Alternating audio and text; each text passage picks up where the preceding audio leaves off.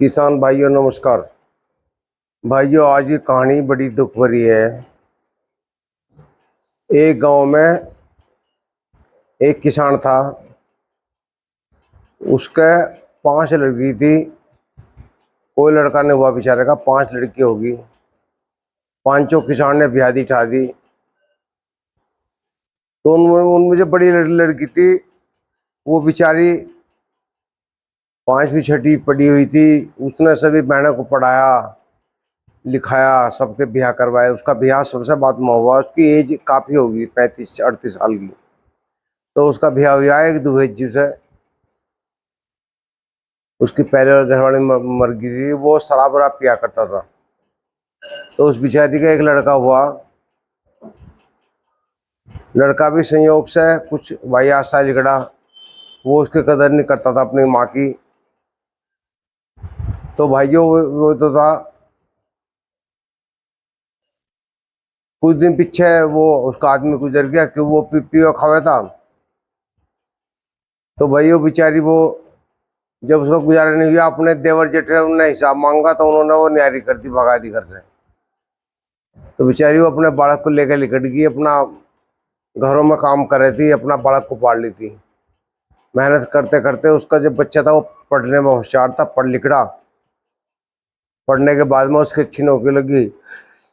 नौकरी की बेस पे ही लमडे ने लव मैरिज कर ली। कोई लड़की मिल गई से ऑफिस में ही, उससे शादी होगी। वो जो लड़की थी वो सास की बिल्कुल भी रेस्पेक्ट नहीं करती थी। तो भाई ये बुढ़िया ने घरों में काम किया, मजदूरी करके बेचारे अपना टाइम काट रही थी। लड़के ने शादी होने के बाद में उसे घर भी रख लिया कि मम्मी तुम बालकों का ख्याल रखना, हम दोनों नौकरी कर रहे हैं। तो भाई ये जब भी कुछ खाने में कमी रहती, बहुत ऐसा जवाब देती सास को। सास का बिल्कुल मरने को जी करता, बिल्कुल अवाक रह जाती वो। लड़का बिल्कुल भी माँ की मदद ही नहीं करता था और बहू का फेवर लेता था। भाई वो डाल डाल समय गुजरता गया।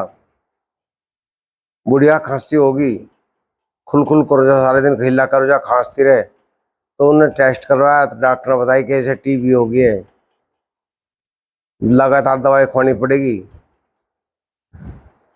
लड़के ने बहू ने सलाह करी, भाई एक बुढ़िया को खोद लो, दवाई खुआओगे बहुत पैसा खर्चा है, इससे तो अनाथ आश्रम में पहुंचा दो, वहीं का इलाज हो जाएगा। बहू के कहने पे लड़का भी तैयार हो गया। उस पागल ने उन सोची तेरी माँ है।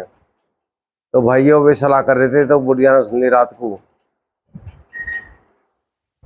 तो तड़की जो दिन निकला, उन्होंने प्लान बनाया कि जय अनाथ आश्रम में छोड़िया में। जब 8 बज गया कुआड़ नहीं खुले तो उन्होंने कुआड़ पीटे, देखे तो कुआड़ खुल रहे थे।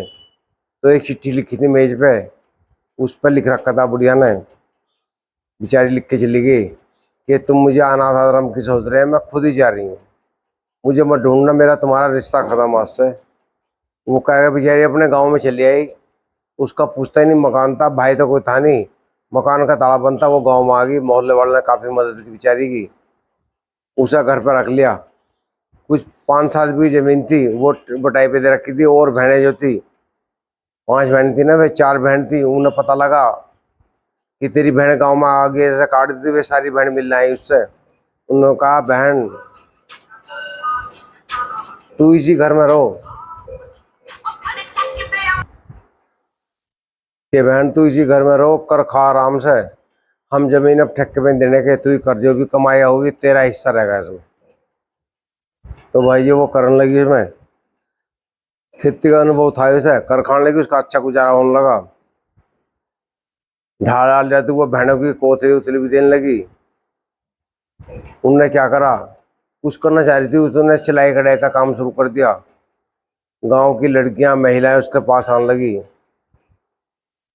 तो भाइयों उसका काम चल निकला। तो गांव में इन्होंने इतने काम किए, किसी की लड़की की शादी होती अच्छा दहेज देती, वो अपनी तरफ से कन्यादान करती और निस्वार्थ उनका कपड़े सिलाई करवाती वो फ्री में। तो गांव में काफ़ी चर्चा होने लगी उसकी। गाँव वालों ने सलाह करी, प्रधान निकल लक्षण है यार, सबसे बढ़िया ये रहेगी,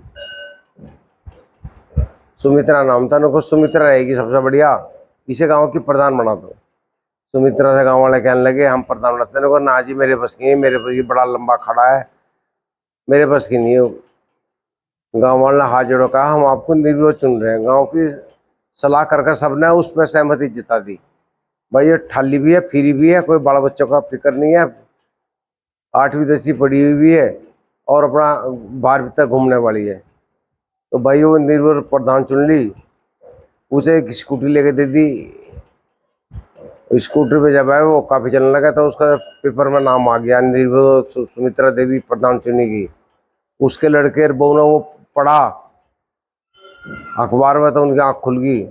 उन्होंने सोची थारी माँ का तो काम चल निकला, वो तो गांव की प्रधान बन गई।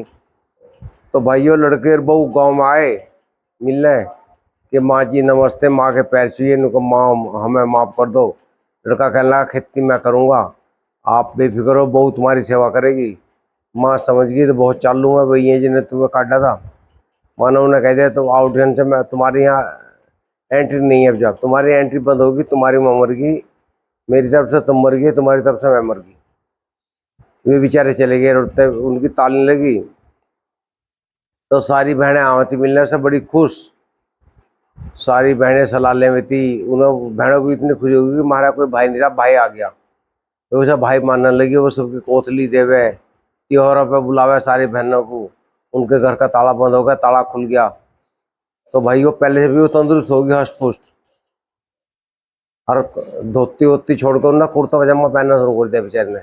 बिल्कुल नेता बना दिया गाँव वालों ने। वो गाँव का कोई भी काम होता निर्विरोध अधिकारियों जाके भिड़ जाती थी वो। भाई ये बड़ी मेहनत करती थी वो गांव के काम के लिए, कोई बिजली का काम हो, सिंचाई विभाग का हो, नहर वहर का काम हो, कोई भी काम होता था इलेक्शन में बड़ी जोर लगाती थी, क्योंकि वो ठाली थी बिल्कुल। तो भाई उसके निर्विरोध करने से सारा समाज गैल जुट गया। उसकी चर्चा होने लगी इलाके में कि भाई बहुत अच्छी और मेहनती लेडी है। तो सुमित्रा का इतना बोलबाला हो गया, लेकिन उसके घर में कदर नहीं, उसे पारिवारिक सुख नहीं मिला, पति का सुख नहीं मिला, बच्चों का सुख नहीं मिला, बहू का सुख नहीं मिला। बस सुख मिला तो अपने गांव का मिला। जो अपने थे वे तो उसको दूर हो गए थे, जो पराए थे वे अपने हो गए। उसकी बहनें उसके लिए मरती थी हर वक्त, अब बेचारी तैयार थी आने के लिए। तो भाई ऐसा तो बहुत जगह हो रहा है, लड़के कदर नहीं करने माँ बाप की। उन्हें 50-60 साल के बाद ही बंधक बना दें। लड़का जवान हुआ उनका हक सारे अधिकार छीन ले कि तुम बैठे खाओ, मतलब उसकी उम्र बैठने की है, जो कुछ करना चाह रहा करने दोनों से। भाई ऐसी सुमित्रा कहानी थी, 60 साल की उम्र में लड़के ने बहू ने उसे घर में कैद कर दिया था। वो बेचारी अपनी में कुछ करना चाह रही थी, फिर उन्होंने सोची तो बेकार है, खांसी कुल्ला हो गया। जब बेचारी रसोई में रहती, धुआं चढ़ता था, दवाई नहीं थी, और सकेरती थी, झाड़ू लगाती, धूल चढ़ती थी, तो खांसी कुल्ला दवाई तो आनी चाहिए थी। तो भाई बुजुर्गों के माँ बाप की सेवा करनी चाहिए, कोई करता नहीं। बड़ी दुख हाली है, यह अधिकतर घरों में है। उनका एक सपना होता है, 100 साल भी आदमी जी रहा था, उसका कुछ सपना होता है। उनको उनका सपने होने चाहिए पूरे, उनका अकाउंट होना चाहिए, कुछ 2-4 हज़ार उनके खाते भी रहने चाहिए, बालकों को देने चाहिए, ताकि वे अपनी मर्जी पैसा खर्च कर सके। ये नहीं कि 1-1 रुपये के लिए माँ बाप से बालकों से मांगे, वो तो एक बाउंडेशन हो जाए। भाइयों इससे कहानी से आपको क्या प्रेरणा मिली, जरूर लाइक करना, चैनल को सब्सक्राइब भी कर देना, वीडियो को शेयर भी कर देना। नमस्कार।